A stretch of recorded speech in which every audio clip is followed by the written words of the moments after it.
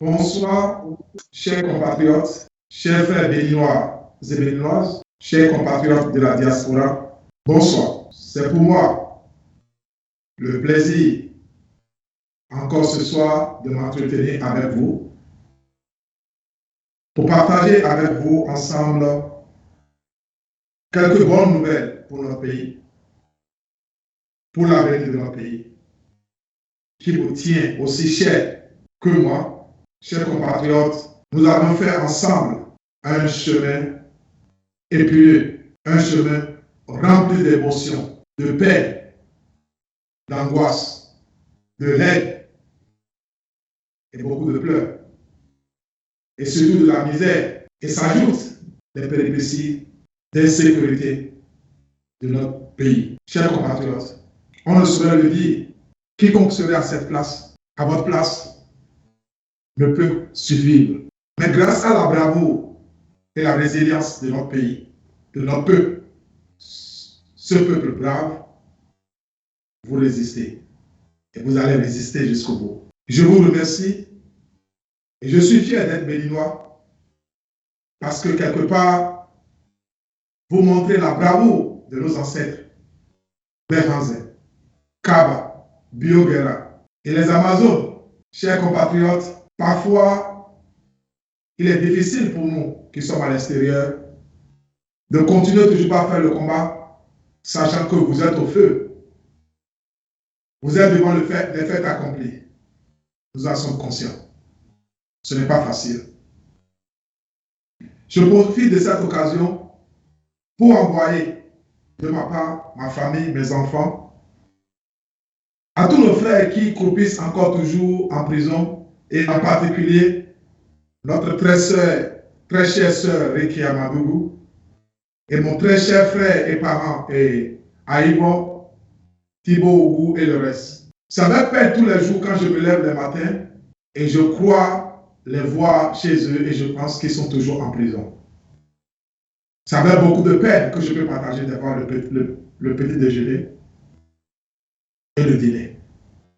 Et je sais que c'est la même angoisse pour plusieurs Béninois qui pensent que le combat n'est pas accompli tant que les doléances de notre peuple, en face d'un dictateur, en face d'une équipe qui ne sont que personnels, qui vit dans le népotisme, comme on le dit souvent chez nous, chez Djenabi.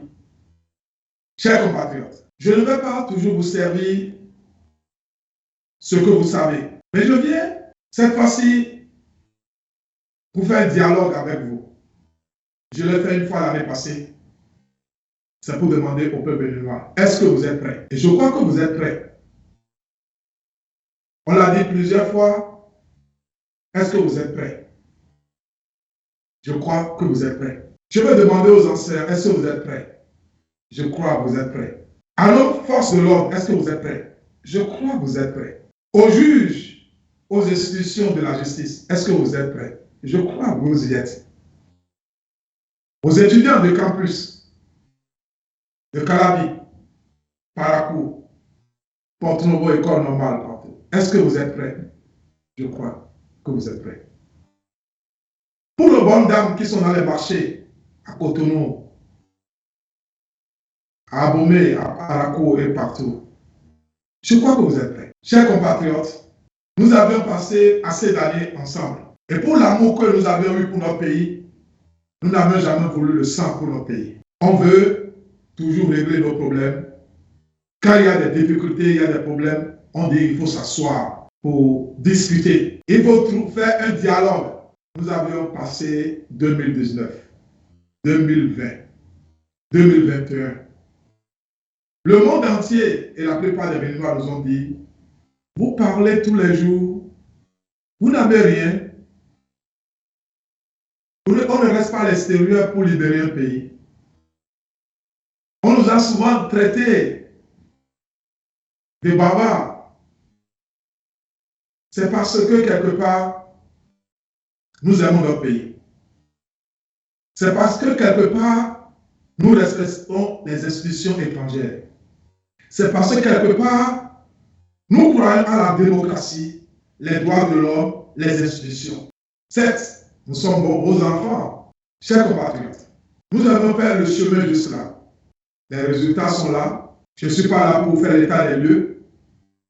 Je viens humblement pour faire ce dialogue de l'avenir, comme je l'ai dit, comme on l'a présenté, de la transition, des étapes à prendre et ce qui va être de lendemain.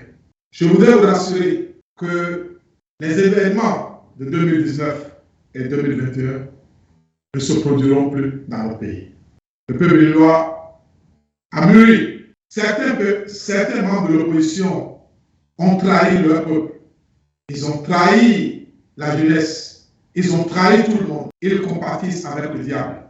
Nous ne voudrons plus vous voir dans les rues.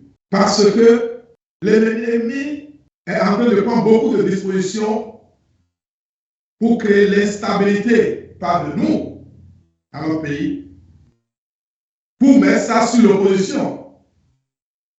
Ils vont créer des poursuiveurs, l'instabilité dans le pays pour mettre ça sur l'opposition.